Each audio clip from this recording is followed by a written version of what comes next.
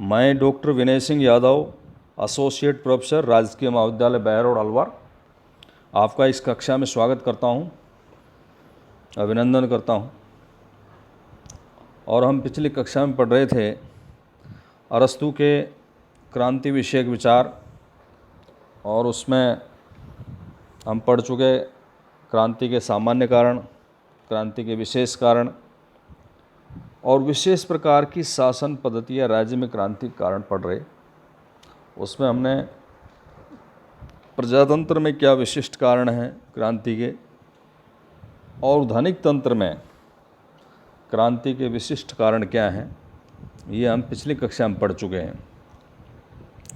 आज हम बाकी की जो बची शासन पद्धतियां हैं, कुलीन तंत्र है, राजतंत्र है, निरंकुश तंत्र है, इनमें इन विशेष शासन पद्धति में क्रांति के विशेष कारण क्या हैं, इसका अध्ययन करेंगे। तो उसमें कुलीन तंत्र में कुछ सामान्य विशिष्ट कारण हैं।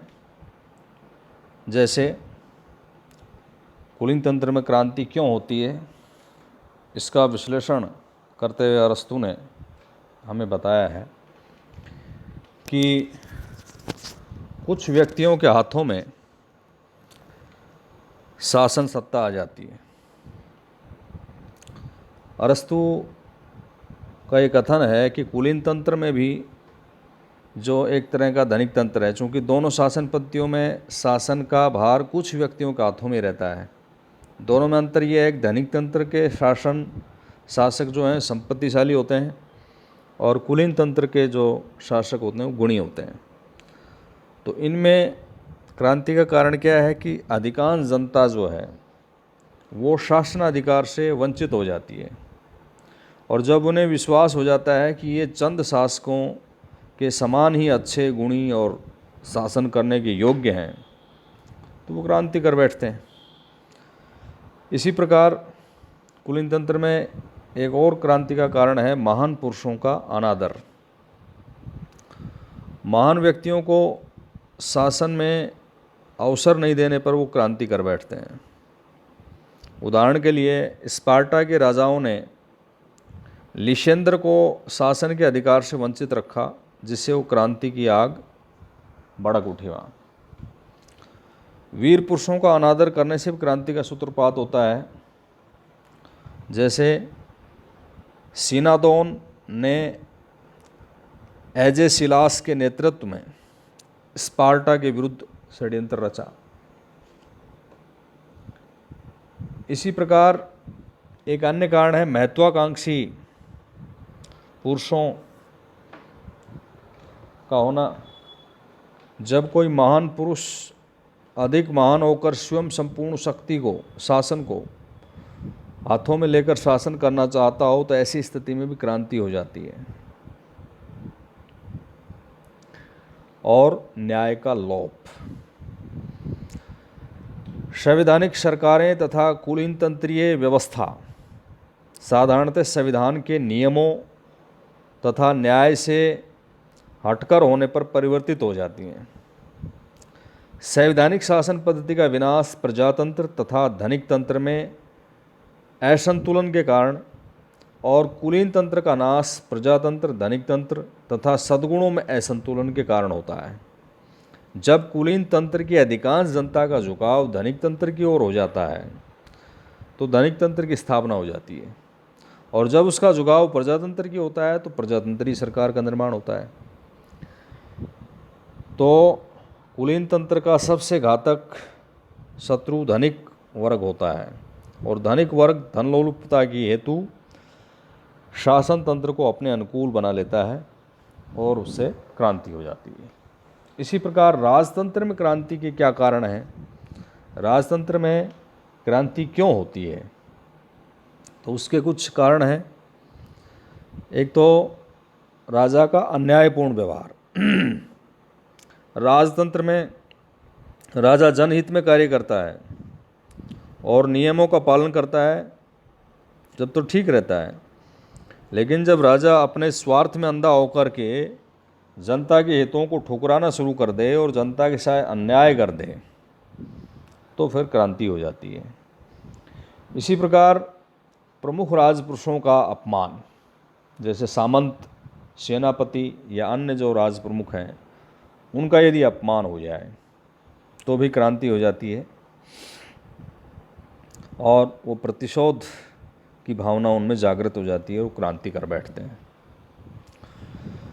इसी प्रकार विदेशी राज्यों का प्रभाव भी राजतंत्र में क्रांति का एक कारण है। और राजा की निरंकुशता यदि चरम सीमा पर पहुंच जाए तो प्रजाजन राजा के विरुद्ध क्रांति कर बैठते हैं। तो ये राजतंत्र के कुछ विशेष कारण हैं। इसके अलावा कुछ आंतरिक कारण भी हो सकते हैं कि आपस में उनमें जो राजवंश के सदस्य हैं वो झगड़ा शुरू कर देते हैं, तो इस तरह की स्थितियां भी हो जाती हैं। इसके अलावा एक और शासन पद्धति है निरंकुश तंत्र, उसमें क्रांति के क्या कारण हो सकते हैं? तो उसमें अरस्तु ने स्पष्ट किया है कि निरंकुश तंत्र राजतंत्र दोनों में शासन सत्ता एक व्यक्ति का हाथ में रहती है, लेकिन दोनों का उद्देश्य भिन्न भिन्न होता है। जैसे राजतंत्र का राजा तो जनहित में संलग्न रहता है और निरंकुश तंत्र का शासक जो है अपने व्यक्तिगत स्वार्थों की पूर्ति में व्यस्त रहता है। निरंकुश तंत्र अमर्यादित धनिक तंत्र और प्रजातंत्र का मिश्रण है। दो भ्रष्ट सरकारों के मिश्रण के कारण ये अत्यंत ही निकृष्ट शासन व्यवस्था हो जाती है। और इसमें क्रांति के क्या कारण हैं तो उसमें बताए हैं बाह्य कारण। अरस्तु का ये कहना है कि जिन कारणों से धनिक तंत्र और प्रजातंत्र का विनाश होता है उन्हीं कारणों से निरंकुश तंत्र में भी विद्रोह फैलता है।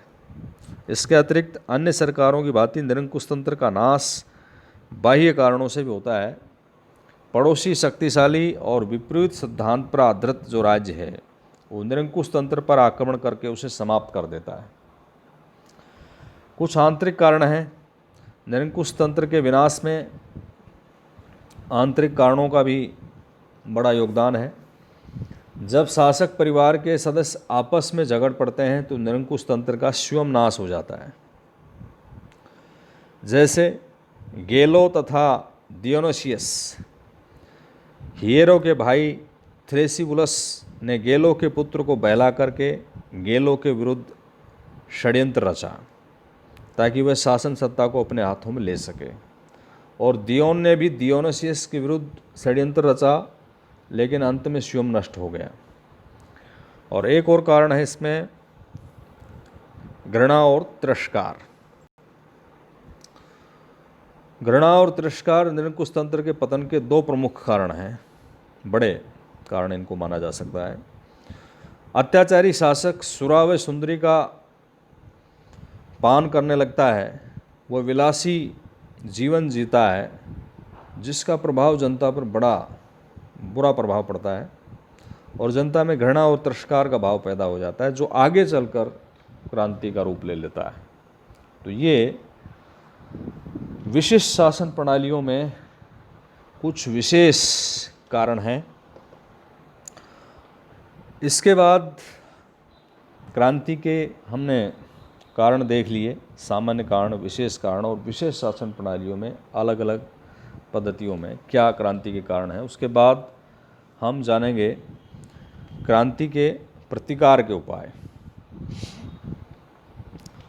अरस्तु ने जो क्रांति के कारण बताए हैं तो उनके प्रतिकार भी उपाय भी उन्होंने बताए हैं। जैसा कि मैक्सी ने कहा है कि अरस्तु ने जितने विवेकपूर्ण ढंग से क्रांति के कारणों का विश्लेषण किया है उतने ही विवेकपूर्ण ढंग से उसने उनके निराकरण के उपायों पर भी प्रकाश डाला है। अब जैसे हमने क्रांति के कारण देखे वैसे ही उपाय भी देखेंगे कि सामान्य उपाय क्या हैं और विशेष उपाय क्या हैं। तो इसमें कुछ सामान्य उपाय हैं। जैसे क्रांति के कारण देखें वैसे ही क्रांति के कुछ विशेष उपाय हैं।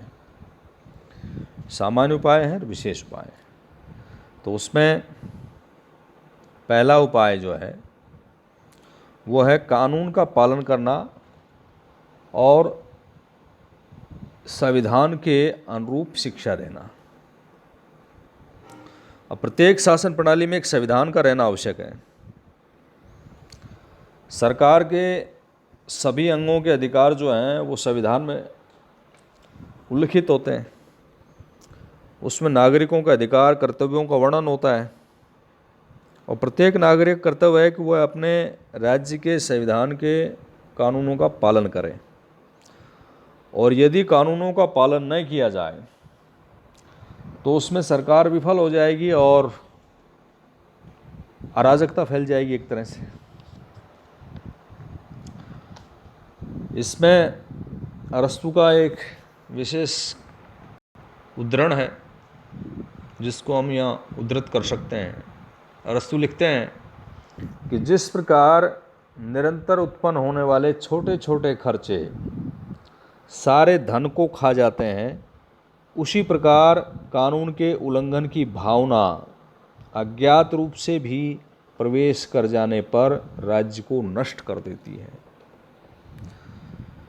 तो ये ही उसका उपाय है कि भाई आप कानून का पालन करें और संविधान के अनुरूप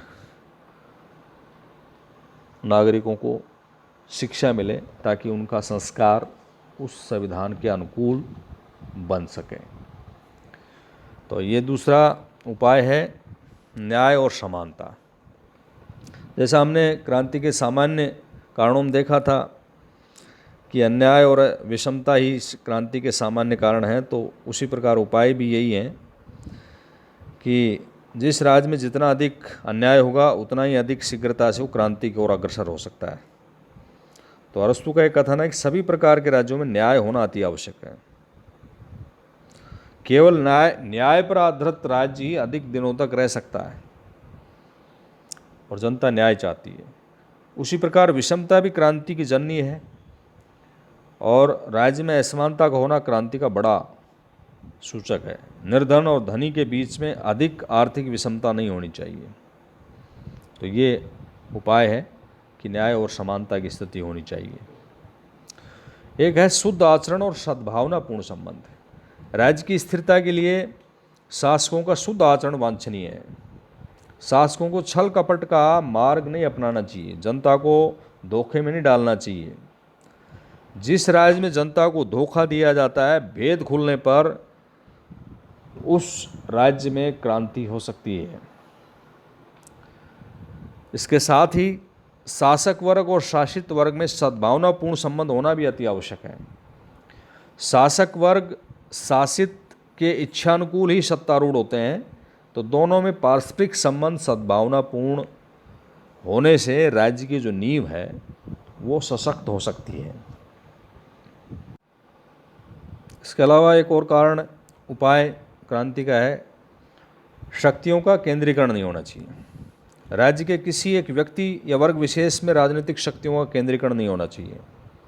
यदि राज्य में कोई व्यक्ति या वर्ग असमान रूप से वृद्धि पाता है तो अशांति फैल सकती है। शक्ति शासक को भ्रष्ट भी कर सकती है। एक व्यक्ति के हाथों में शक्ति रहने से वह निरंकुश बन सकता है, शक्तियों का दुरुपयोग हो सकता है। तो शक्तियों का केंद्रीकरण नहीं होना चाहिए। इसके अलावा जो राजकीय सेवाएं हैं उसमें अरस्तु का कथन है कि राज्य के पदों पर आरूढ़ रहने वाले पदाधिकारियों की जो अवधि है वो निश्चित होनी चाहिए। इस संबंध में उनका विचार है कि उच्च पदों पर स्थित पदाधिकारियों की अवधि 6 महीना होनी चाहिए। कम अवधि रहने पर कोई भी पदाधिकारी अन्याय नहीं कर पाएगा। तो ये राजकीय सेवाओं की बात है। सर्वोच्च पदों की योग्यताएं, उसमें कुछ योग्यताएं होनी चाहिए कि संविधान के प्रति भक्ति, प्रशासनिक क्षमता, गुण एवं न्याय। लेकिन अरस्तु के मन में यह शंका उत्पन्न हुई किसी एक व्यक्ति में इन 3 गुणों का होना कठिन है। ऐसी स्थिति में उन्होंने ये बताया कि पदाधिकारियों का चयन जो है पद के अनुकूल होना चाहिए। अगर सेनाध्यक्ष चुनना है तो उसमें सैनिक गुणों को देखना चाहिए। यदि वह अच्छा आदमी न भी हो तो उसका चयन सेनाध्यक्ष के लिए कर लेना चाहिए। कारण अनेक अच्छे व्यक्ति मिलेंगे किंतु सैनिक गुणों से विभूषित व्यक्ति बिरले ही होता है। इसी प्रकार सरकारी कोष का गबन नहीं होना चाहिए। राज्य में विद्रोह फैलने का एक बड़ा कारण ये होता है कि पदाधिकारी सरकारी कोष का गबन मनमाने ढंग से करते हैं। तो इसमें जब जनता ये देखती है कि उनकी गाढ़ी कमाई से जो कर है उससे जो कोष निर्मित हुआ है और उस सरकारी कोष का गबन ये कर रहे हैं, तो जनता विद्रोह कर बैठती है। तो ये क्रांति के उपाय हैं। धन्यवाद।